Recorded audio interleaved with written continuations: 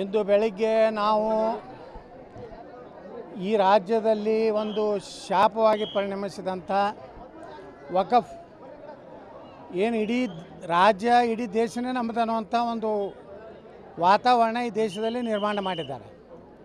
ಅದಕ್ಕೆ ನಾವೊಂದು ಸಮಿತಿಯನ್ನು ಮಾಡಿಕೊಂಡು ಬೀದರ್ನಿಂದ ನಾಳೆ 25ನೇ ತಾರೀಕಿಗೆ ವಕಫ್ ಜಾಗೃತಿಯನ್ನು ಮಾಡುತ್ತಾ ವಕಫ್ ಅನ್ನೋಂಥ ಒಂದು ಕರಾಳ ಶಾಸನ ಬಗ್ಗೆ ಜನರಲ್ಲಿ ಜಾಗೃತಿ ಮೂಡಿಸೋದ್ರ ಮೂಲಕ ಈ ರಾಜ್ಯದ ರೈತರು, ಮಠ ಮಂದಿರಗಳು, ದೇವಸ್ಥಾನಗಳು ಮತ್ತು ಸರ್ಕಾರಿ ಭೂಮಿ, ಇವತ್ತು ವಿಧಾನಸೌಧನೂ ಅವ್ರದ್ದೇ ಇರ್ತಾರೆ, ಮೆಜೆಸ್ಟಿಕ್ನೂ ಅವ್ರದ್ದೇ ಇರ್ತಾರೆ, ಚಾಲುಕ್ಯರು ಹೊಯ್ಸಳರ ಕಾಲದಲ್ಲಿ ಕಟ್ಟಿದಂಥ ದೇವಸ್ಥಾನಗಳು ವಕಫ್ ಅತ್ತಾರೆ. ಅದರ ವಿರುದ್ಧ ಒಂದು ಜನಾಂದೋಲನವನ್ನು ರಚಿಸಬೇಕಂತ ಹೇಳಿ ಇವತ್ತು ಬೆಳಿಗ್ಗೆ ನಾವು ರಮೇಶ್ ಜಾರಕಿಹೊಳಿ ಅವರು, ಕುಮಾರ್ ಬಂಗಾರಪ್ಪ ಅವರು, ಅರವಿಂದ್ ಲಿಂಬಾವಳಿ ಅವರು, GM ಸಿದ್ದೇಶ್ ಅವರು, ಚಂದ್ರಪ್ಪನವರು, BP ಹರೀಶ್ ಅವರು ಒಂದು 11 ಜನ ತಂಡ ಮಾಡಿಕೊಂಡು ಬೀದರ್ನಿಂದ ಚಾಮರಾಜನಗರವರೆಗೆ ಏನು ನವಂಬರ್ 25ರಿಂದ ಡಿಸೆಂಬರ್ 25ರವರೆಗೆ ಒಂದು ಜಾಗೃತಿ ಅಭಿಯಾನ ಮಾಡಬೇಕು. ಕೊನೆಗೆ ಸಮಾರೋಪವನ್ನು ಬೆಂಗಳೂರಿನಲ್ಲಿ ಮಾಡಬೇಕಂತ ನಿರ್ಣಯ ಮಾಡಿ ತಾಯಿ ಚಾಮುಂಡಿಯ, ಯಾಕಂದ್ರೆ ನಾಡ ದೇವತೆ ತಾಯಿ ಚಾಮುಂಡಿ ದೇವಿಯ ದರ್ಶನ ಪಡೆದು ಆಶೀರ್ವಾದ ಪಡೆದು ನಮ್ಮ ಹಿಂದೂ ಸಂಸ್ಕೃತಿ ಉಳಿಬೇಕು, ಮಠ ಮಂದಿರ ದೇವಸ್ಥಾನಗಳ ರಕ್ಷಣೆ ಆಗಬೇಕು, ರೈತರ ಭೂಮಿ ಉಳಿಬೇಕಂತೇಳಿ ಈ ಹೋರಾಟಕ್ಕೆ ಇವತ್ತು ಚಾಮುಂಡಿ ತಾಯಿ ಆಶೀರ್ವಾದ ತೊಗೊಲಿಕ್ಕೆ ನಾವೆಲ್ಲ ಕೂಡಿ ಬಂದಿದ್ದೇವೆ. ಬಿಜೆಪಿ ಪಕ್ಷದಿಂದ ಮಾಡ್ತಾ ಇರುವಂಥ ಈ ಒಂದು ಕಾರ್ಯಕ್ರಮನ ಅಥವಾ ಹೇಗೆ? ಇದು ಭಾರತೀಯ ಜನತಾ ಪಾರ್ಟಿಯಿಂದ ಮಾಡ್ಲಕತ್ತಿದ್ವಿ. ಯಾರು ಮಠ ಮಂದಿರಗಳ ಬಗ್ಗೆ, ಹಿಂದುತ್ವದ ಬಗ್ಗೆ, ವಕಫ್ ಬಗ್ಗೆ ಅವರು ಇದು ಇದೆ, ಯಾವ ಪಕ್ಷದವರಾದರೂ ಸೇರ್ಬೋದು. ನಿಜವಾಗಿಯೂ ಅವ್ರಿಗೆ ದೇಶದ ಮಠ ಮಂದಿರಗಳು, ರೈತರ ಬಗ್ಗೆ ಕಾಳಜಿ ಇದ್ದವ್ರು ಯಾವ ಪಕ್ಷದವ್ರು ಇದ್ದರೂ ಸೇರ್ಪಡೆ ಆಗ್ಬೋದು. ನಿಮ್ಮ ರಾಜ್ಯಾಧ್ಯಕ್ಷರು ಬರ್ತಾರೆ, ಬರಲಿ, ನೀವು ನಿಮ್ಮ ಮುಖಾಂತರ ನಾವು ಹೇಳ್ತೀವಿ ಅವರಿಗೆ. ಇದು ದೊಡ್ಡ ಹೋರಾಟ ಇದೆ, ಇದು ಮೂಡಕ್ಕಿಂತ ದೊಡ್ಡ ಹೋರಾಟ, ದೇಶದ ಭವಿಷ್ಯ ನಿರ್ಮಾಣ ಮಾಡೋ ಹೋರಾಟ. ಯಾಕಂದ್ರೆ 38 ಲಕ್ಷ ಎಕರೆ ಇವತ್ತು ದೇಶದಲ್ಲಿ ವಕಫ್ನವ್ರು ಕ್ಲೈಮ್ ಮಾಡ್ತಾ ಇದ್ದಾರೆ. ಕರ್ನಾಟಕದಲ್ಲಿ 1,11,000 ಎಕರೆ ಇದ್ದದ್ದು ಈಗ 1.5 ಲಕ್ಷ ಆಗಿದೆ. ಅದಕ್ಕೆ ಯಾರ್ಯಾರಿಗೆ ನಮ್ಮ ಸಂಸ್ಕೃತಿ, ಧರ್ಮ, ದೇಶ ಬೇಕಾಗಿದೆ ಬರ್ತಾರೆ.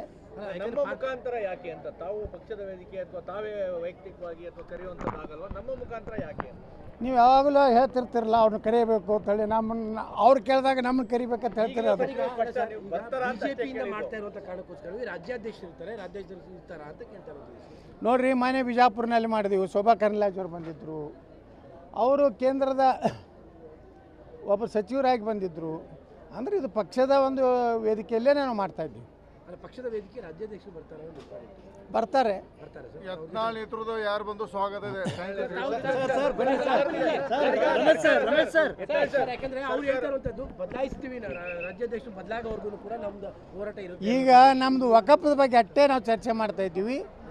ನವಂಬರ್ 25 ಡಿಸೆಂಬರ್ 26 ಬರೀ ವಕಫ್ ಅಷ್ಟೇ. ಸರ್, ಈಗ ಸರ್ಕಾರ ಈಗ DK ಶಿವಕುಮಾರ್ ಅವರು ಗಂಡು ಮಕ್ಕಳಿಗೂ ಸಹ ಬಸ್ಸನ್ನು ಫ್ರೀ ಕೊಡುವಂಥ ಕೆಲಸಕ್ಕೆ ಮುಂದಾಗ್ತಾರೆ ಅಂತ ಒಂದು ಚಿಂತನೆ ಮಾಡ್ತೇವೆ ಅಂತ ಹೇಳಿದ್ದಾರೆ. ಇದ್ದಿದ್ದೇ ಬಂದ್ ಮಾಡ್ತಾರೆ, ನೋಡಕತ್ರಿ, ಇದ್ದಿದ್ದೇ ಬಂದ್ ಆಗ್ತೈತಿ. ಬಸ್ಸುಗಳೇ ರೋಡ್ ಮ್ಯಾಗ ಅಡ್ಡಾಡೋದಿಲ್ಲ, ಅವ್ರು ಟೈರ್ ಇಲ್ಲ, ಡೀಸೆಲ್ ಇಲ್ಲ. ಏನು DK ಶಿವಕುಮಾರ್ ತನ್ನ ಮನೆಯಿಂದ ಡೀಸೆಲ್ ಹಾಕ್ತಾನ? DK ಶಿವಕುಮಾರ್ ಇವತ್ತೇನು ಕಂಪ್ಲೀಟ್ ಲಾಸ್ನಾಗಿದೆ. ಎಲ್ಲ ಗ್ಯಾರಂಟಿಗಳು ಸರ್ಕಾರಿ ನೌಕರದಾರ ಸಂಬಳ ಕೊಡಲಿಕ್ಕಿಲ್ಲ, ಸುಮ್ಮನೆ ಇದು ರೀಲ್ ಬಿಡ್ತಾ ಇದ್ದಾರೆ. 23 ಉಪಚುನಾವಣೆ ಮುಗಿದು ಹೇಳಿದ್ದಾರೆ ಸರ್, ಒಟ್ಟು 50 ಜನರ ಶಾಸಕರನ್ನ ಸೆಳೆಯುವಂಥ ಪ್ರಯತ್ನ, ಒಬ್ಬೊಬ್ಬರಿಗೆ 55. ಒಬ್ಬರು ರಾಜ್ಯದ ಮುಖ್ಯಮಂತ್ರಿಯಾಗಿ ಜವಾಬ್ದಾರಿ ಹುದ್ದೆಯಲ್ಲಿರೋರು ಇಂಥ ಎಲ್ಲ ಕೆಲಸ ಮಾತಾಡಬಾರ್ದು. 50 ಕೋಟಿ ನೀವು ದಾಖಲೆ ಕೊಡ್ರಿ. ಏನು ನಿಂಬಲ್ಲಿ ಯಾವ ಏನಿದೆ, ವಿಡಿಯೋ ಇದೆಯೋ, ಆಡಿಯೋ ಇದೆಯೋ, BJP ಯಾರು ಕಾಂಗ್ರೆಸ್ MLAಗಳನ್ನ ಸಂಪರ್ಕ ಮಾಡಿದ್ರು, ಏನಾರು ದಾಖಲೆ ಬೇಕು. ಒಬ್ಬ ರಾಜ್ಯದ ಮುಖ್ಯಮಂತ್ರಿ ಯಾವನೋ ಒಬ್ಬ ಹಾದಿಗೆ ಹೋಗೋ ಮಾತಾಡ್ತಾನಂದ್ರೆ ಬೇರೆ. ನಾ ಮಾತಾಡಿದಾಗೆಲ್ಲ ಸಿದ್ದರಾಮಯ್ಯ, ಪರಮೇಶ್ವರು, DK ಶಿವಕುಮಾರ್ ದಾಖಲೆ ಕೊಡಿ ಯತ್ನಾಳ್ರಿ ದಾಖಲೆ ಕೊಡಿ ಅಂತ ಅವ್ನು ಖರ್ಗೆ ಹೇಳ್ತಿದ್ದ. ಈಗ ನಾ CM ಅವ್ರು ಕೇಳ್ತೀನಿ, ನೀವು 50 ಕೋಟಿ ರೂಪಾಯಿ BJP ಏನು ಪ್ರಲೋಭನೆ ಮಾಡ್ಯಾರ ಅನ್ನೋದು ದಾಖಲೆ ಕೊಡಿ. ನನ್ನನ್ನು ಮುಟ್ಟಿದ್ರೆ ಜನ ಸುಮ್ಮನಿರಲ್ಲ ಅಂತ ಒಂದು ಹೇಳಿಕೆಯನ್ನು ಸಿದ್ದರಾಮಯ್ಯ ಅವರು ಮೈಸೂರಿನಲ್ಲಿ ಹೇಳಿದ್ದಾರೆ. ಅವರನ್ನು ಮುಟ್ಟಿದ್ರೆ DK ಶಿವಕುಮಾರ್ ಬಗ್ಗೆ ಸರಿ ಇರುವುದಿಲ್ಲ ಅಂತ DK ಶಿವಕುಮಾರ್ ಸಂದೇಶ ಕೊಟ್ಟರೆ, ನಮಗಲ್ಲ, ಅವ್ರಿಗೆ. ಯಾವ ಕಾರಣಕ್ಕೆ ಹೇಳಿರ್ತಾರೆ DK ಶಿವಕುಮಾರ್?